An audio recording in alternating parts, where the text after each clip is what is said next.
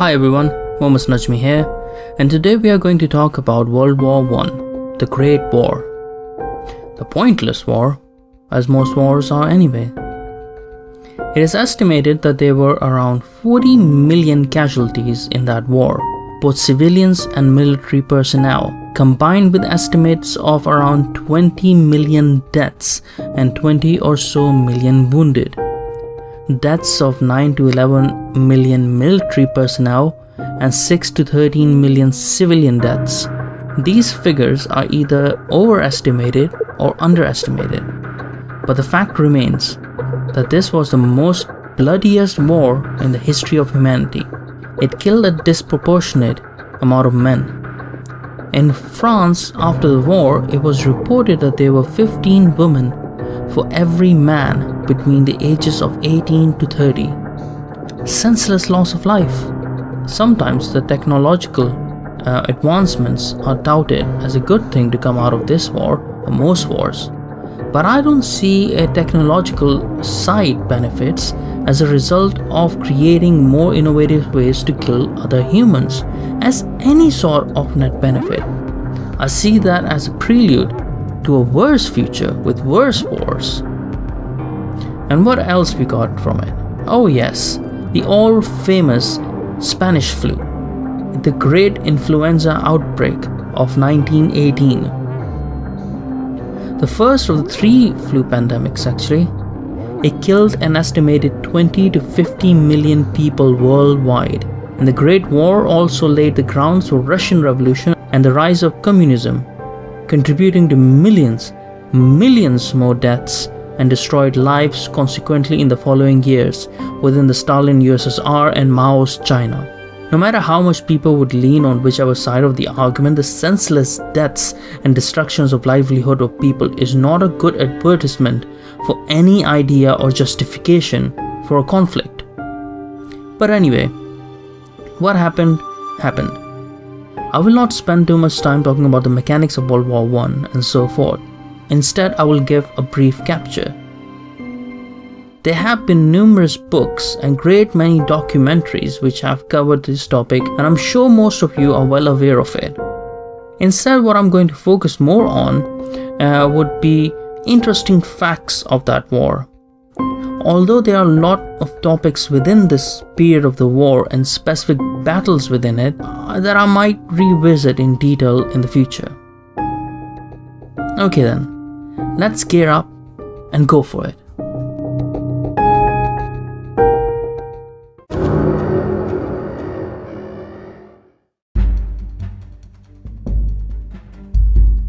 World War I began on 28th of July 1914, when Austria-Hungary declared war on Serbia due to the previous month's assassination of Archduke Franz Ferdinand.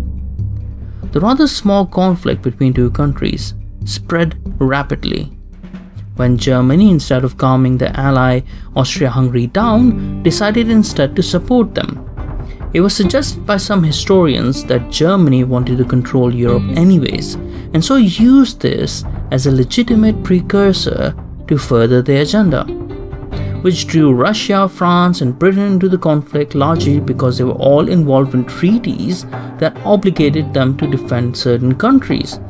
Also drew countries like US, Belgium, Turkey, Italy, Romania, Japan and various other countries.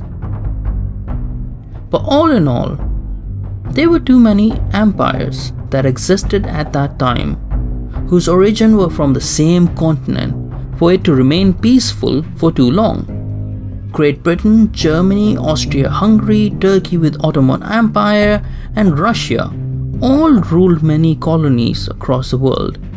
And they all obviously wanted to keep their empire strong and saw other countries taking over new territories as a threat. So a while back, before the World War I, alliances were formed by these powerful countries with other various countries. They agreed to protect each other and defend them if under attack. So, on 28th of June 1914, a month before the war started, Archduke Franz Ferdinand, the heir to the throne of Austria-Hungary, was shot and killed by a Serbian man who thought Serbia should control Bosnia, which was previously taken over by Germany and Austria-Hungary. Because their leader was shot, Austria-Hungary declared war on Serbia. And as a result, Russia got involved because Russia had an alliance with Serbia. Germany then declared war on Russia because they had an alliance with Austria-Hungary. And Britain declared war on Germany because of its invasion of neutral Belgium, and Britain had agreements to protect both Belgium and France. And Turkey got involved when Germany tricked them into thinking that they were attacked by the Russians, so the Ottomans sided with the Germans in the conflict. Okay, now that we have set the groundworks for it, let's go through a chronological summary of the war, without trying to get too much into the nuanced details.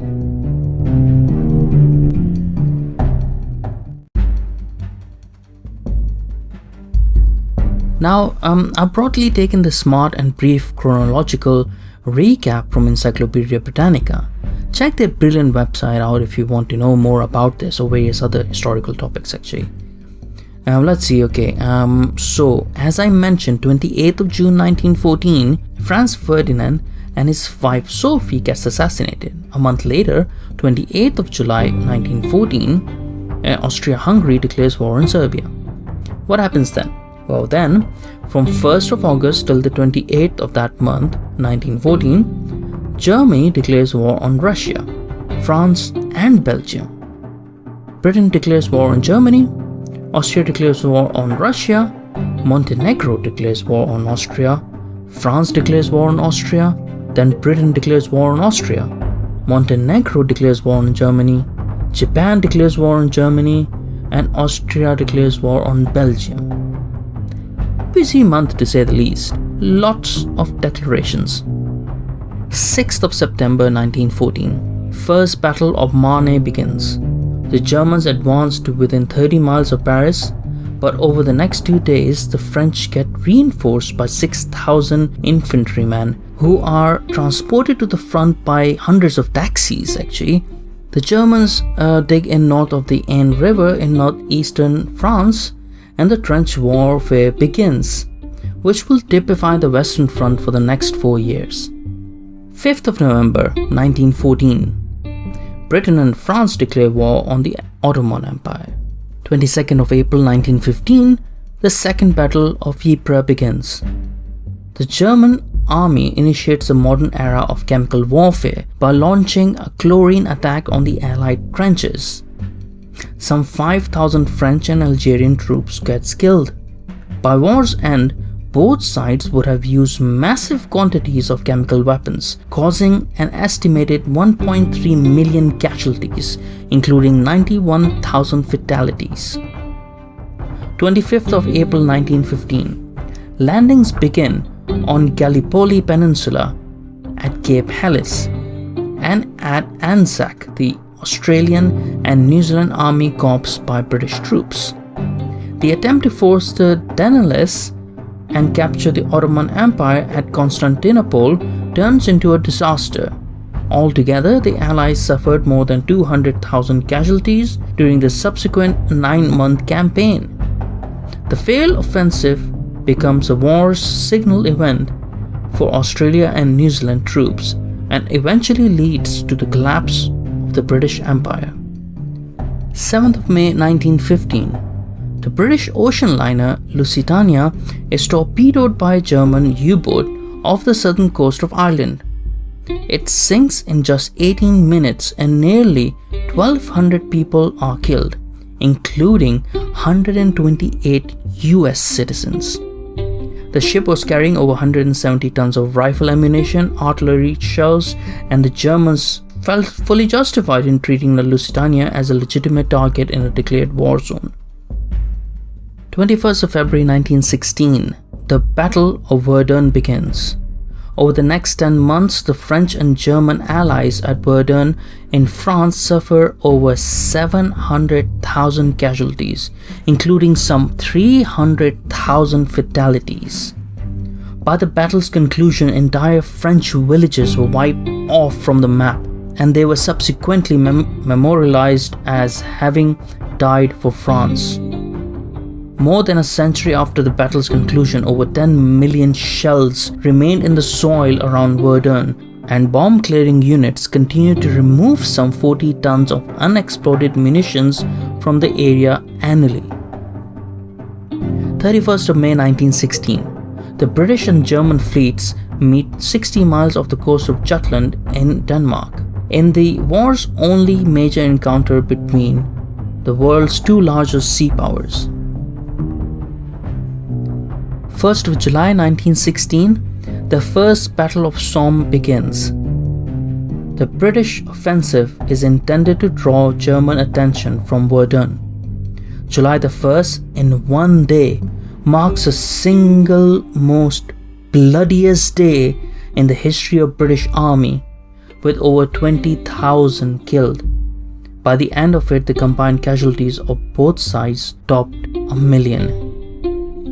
15th of March 1917, Tsar Nicholas II of Russia abdicates the throne after a week of riots in Russian capital of St. Petersburg. The Russian Revolution saw the overthrow of the Romanov dynasty and ultimately the rise of power of Vladimir Lenin and the Bolsheviks. 6th of April 1917, the United States declared war on Germany. In his address to Congress 4 days earlier, then US President Woodrow Wilson cited Germany's practice of unrestricted submarine warfare and the Zimmermann telegram, which was an intercepted telegram from Germany to Mexico, encouraging Mexico to declare war on America as the key reasons behind the abandonment of his long-standing policy of neutrality. 10th of November 1917, a British offensive at Cambrai in France marks the first large-scale use of tanks in combat. Attacking with complete surprise, the British tanks ripped through German defenses in depth and took some 7,500 prisoners at low cost and casualties. However, bad weather intervened, and adequate infantry reinforcements were not available to capitalize on the breakthrough. Within 2 weeks, the British had been driven back almost to their original positions. 3rd of March 1918, after months of delay, the Soviet government concludes a separate peace with the Central Powers, primarily Germany and Austria and Hungary, and accepts the Treaty of Brest-Litovsk. Russia surrendered their claim to Ukraine, to its Polish and Baltic territories, and to Finland. 11th of November 1918, Germany and the Allies conclude an armistice, based largely on Wilson's 14 points. With the threat of revolution gripping German industrial centers and the Allied armies on the verge of flanking the entire German defensive line, the ability of Germany to continue the war seemed doubtful at best. Nevertheless, a group of hardcore militarists led by Erich Ludendorff would perpetuate the stabbed-in-the-back myth, claiming that Germany had been betrayed by its politicians and that the German military had been unbeaten in the field. This sentiment would go much to propel the ascent of Adolf Hitler to power in 1933. The war thus ended on the 11th hour of the 11th day of the 11th month of 1918. Subsequently, on June 28, 1919, Germany and the Allied nations, including Britain, France, Italy, and Russia, signed the Treaty of Versailles, formally ending the war. It imposed severe sanctions on Germany, which drove the country into a deep recession, setting the groundworks for World War II. Now, within this brief recap, I have left out a lot. The battles and political shifts in other parts of the world, the wars in Africa between the colonists, the involvement of continental Indians fighting for the Allies, however the Muslim part of those subcontinental Indians which will form Pakistan in later years, sending their soldiers to fight for the Ottomans. the Arab uprising with the help of British advisor and writer Lawrence of Arabia against the Ottomans. China sending help to the Allies by sending thousands of laborers, the capture of Palestine from the Ottomans by the British as a result of the Arabian uprising, and so on. The liberation of Poland after 100 years of non-existence as an independent country. The list goes on and on. There are so many topics which I will aim to cover individually in due course. Now, my disdain for war, unnecessary war, is because of the loss of good life, but it does not pertain to the honor and duty of the brave soldiers who put their lives on the line to protect others. I have a lot of respect for armed forces. They do so that we don't have to. They endure so we don't have to. And although it is a dream that might never be necessary in the future for them to have to put their practice into action, at least not against each other, it is good to know that there are such brave and honest souls willing to lay their lives on the line to save their fellow citizens and serve their country in the most hostile of environments and in its darkest needs. I salute the fallen of the First World War, and I salute all those fallen, protecting the vulnerable, performing their duty, and serving their country for a just cause.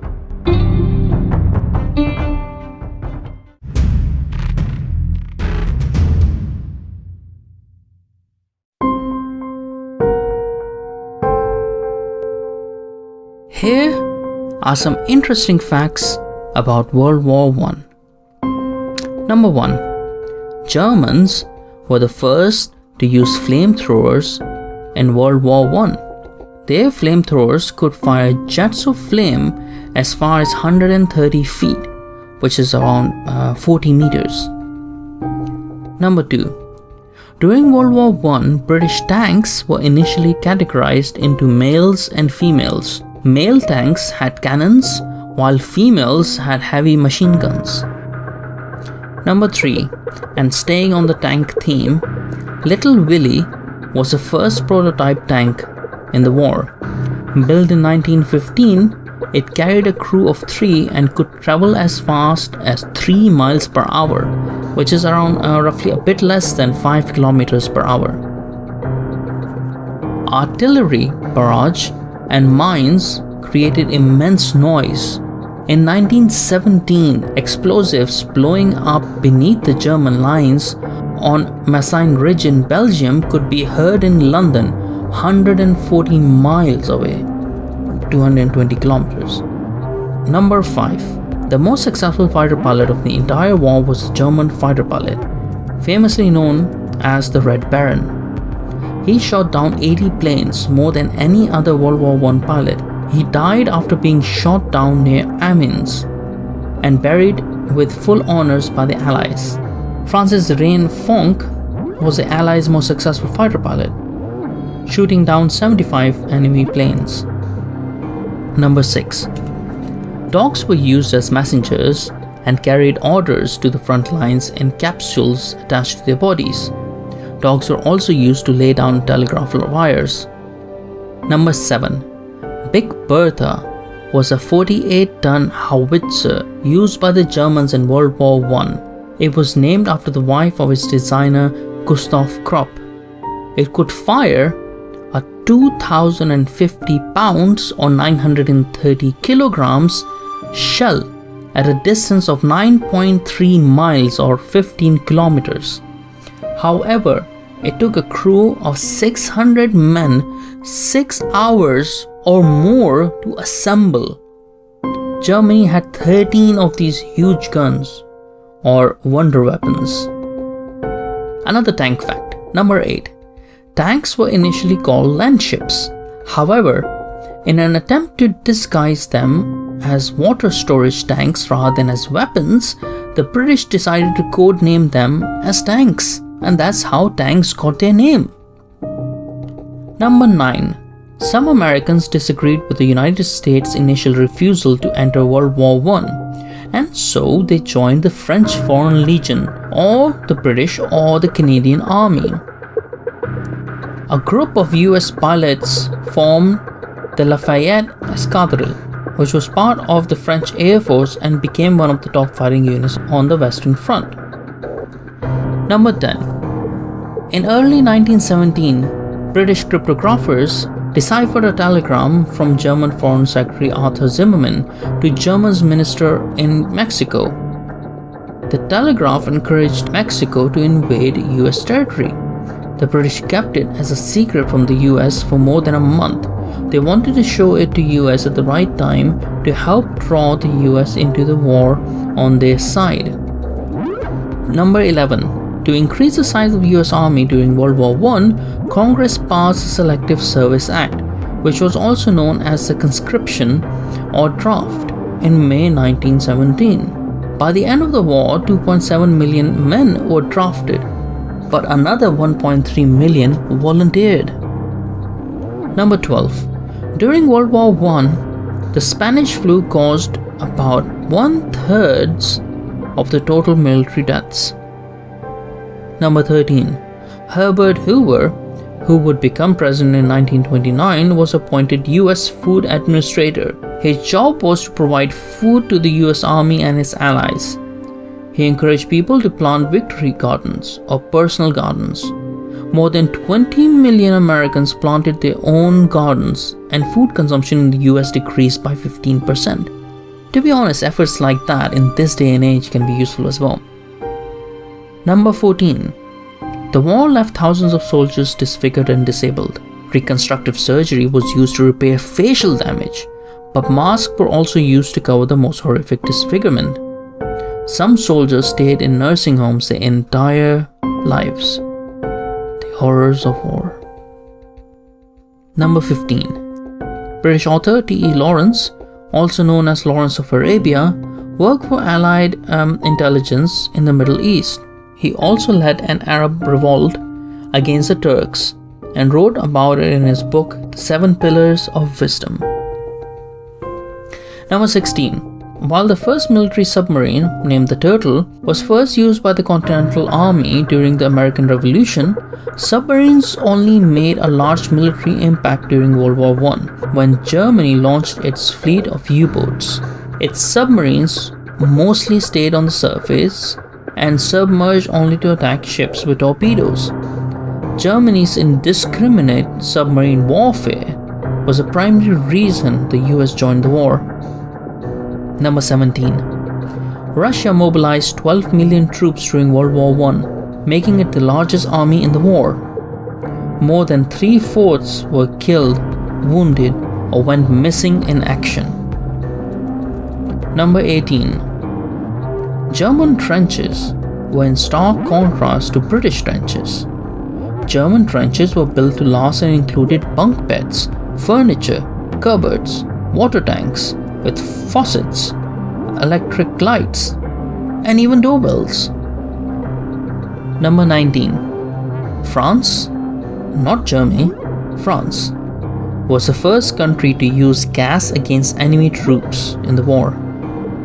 In August 1914, they fired the first tear gas grenades against the Germans. In January 1915, the Germans first used tear gas against Russian armies, but the gas turned to liquid in the cold air. In April 1915, the Germans were the first to use poisonous chlorine gas. Number 20. Approximately 30 different poisonous gases were used during the war. Soldiers were told to hold a urine-soaked cloth over their faces in an emergency. By 1918, the gas masks were filter respirators, usually provided effective protection. At the end of the war, many countries assigned treaties outlawing chemical weapons. Number 21. During the war, the US shipped about 7.5 million tons of supplies to France to support the Allied effort. That included 70,000 horses or mules, as well as nearly 50,000 trucks, 27,000 freight cars, and 1,800 locomotives. 22. World War I introduced the widespread use of the machine gun, a weapon Hiram Maxim patented in the US. In 1884, the Maxim weighed about 100 pounds and was water-cooled. It could fire about 450 to 600 rounds per minute. Most machine guns used in World War I were based on the Maxim design. 23. The term dogfight originated during this war. The pilot had to turn off the plane's engine from time to time so it would not stall when the plane turned quickly in the air. When a pilot restarted his engine mid-air, it sounded like dogs barking. 24. During US involvement in the war, more than 75,000 people gave about 7.5 million 4-minute pro-war speeches in movie theaters and elsewhere to about 314.5 million people. Number 25. During the war, American hamburgers, named after the German city of Hamburg, were renamed Salisbury steak. Frankfurters were named after Frankfurt, Germany, were called Liberty sausages, and Dachshunds became Liberty dogs. Schools stopped teaching German, and German language books were burned. Number 26. Millions of soldiers suffered shell shock or post-traumatic stress disorder (PTSD) due to the horrors of trench warfare. Shell-shocked men often had uncontrollable diarrhea, couldn't sleep, stopped speaking, whimpered for hours, and twitched uncontrollably. While some soldiers recovered, others suffered for the rest of their lives. 27. Even though the US government didn't grant Native Americans citizenship until 1924, nearly 13,000 of them served in World War I. 28. Poppies have become a powerful symbol of remembering fallen soldiers because it is one of the few flowers that grew on decimated battlefields. 29. More than 200,000 African Americans served in the war, but only about 11% of them were in combat forces. The rest were put in labor units, loading cargo, building roads, and digging ditches. They served in segregated divisions, the 92nd and the 93rd, and trained separately. 30. The Germans were skilled at intercepting and solving Allied codes. Germans also captured one of the 4 paper messengers. However, when a US commander used Choctaw tribe members from the Oklahoma National Guard unit, they used an extremely complex language that the Germans could not understand. The 8 Choctaw men and others who joined them became known as the Choctaw Code Talkers. 31. More than 500,000 pigeons carried messages between headquarters and the front lines. Groups of pigeons trained to return to the front lines were dropped into occupied areas by parachutes and kept there until soldiers had messages to send back. Number 32. On Christmas Eve in 1914, soldiers on both sides of the Western Front sung carols to each other. On Christmas Day, troops along the 2nd and 3rd of the front declared a truce. In some places, the truce lasted a week. If more people had sense, the war should have ended then and there.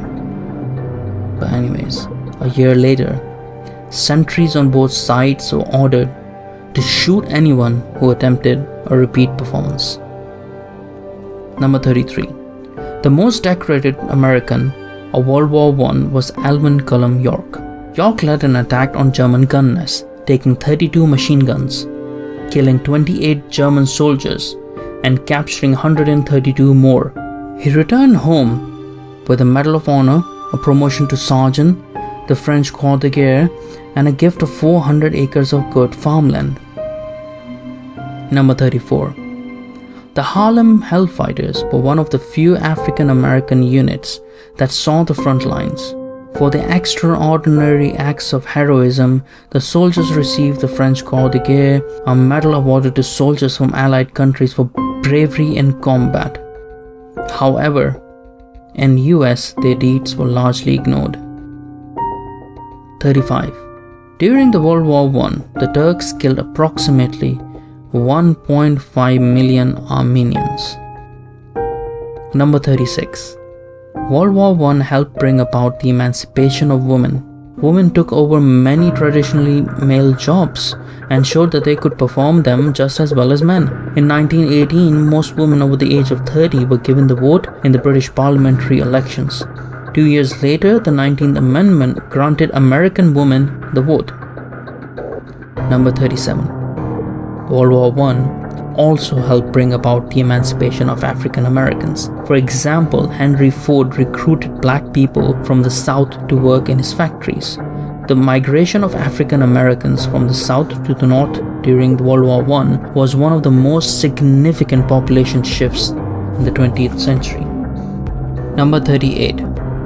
World War I helped hasten medical advances. Physicians learned better wound management and the setting of bones. Harold Gillies, an English doctor, pioneered skin graft surgery.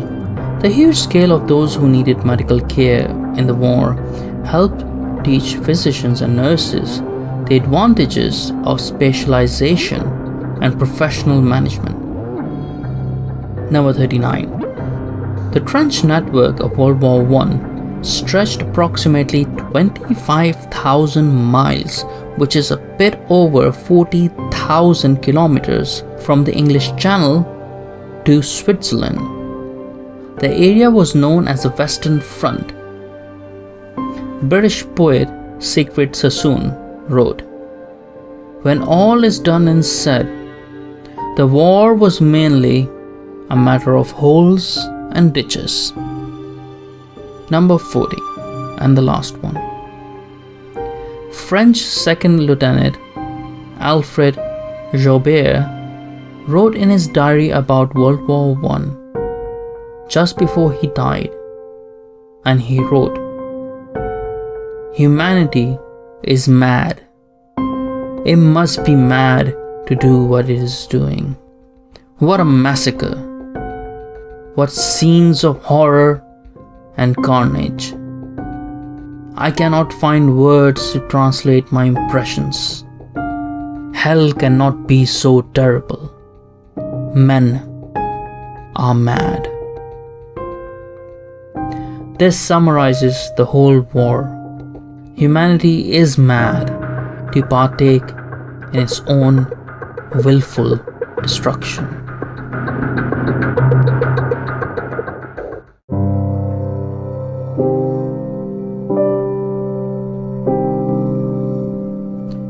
In Flanders Fields by John McCrae. In Flanders Fields, the poppies blow between the crosses, row on row, that mark our place, and in the sky, the larks still bravely singing fly, scarce heard amid the guns below. We are the dead, short days ago. We lived, felt dawn, saw sunset glow, loved and were loved, and now we lie in Flanders Fields. Take up our quarrel with the foe. To you, from failing hands we throw the torch, be yours to hold it high. If you break faith with us who die, we shall not sleep, though poppies grow in Flanders Fields.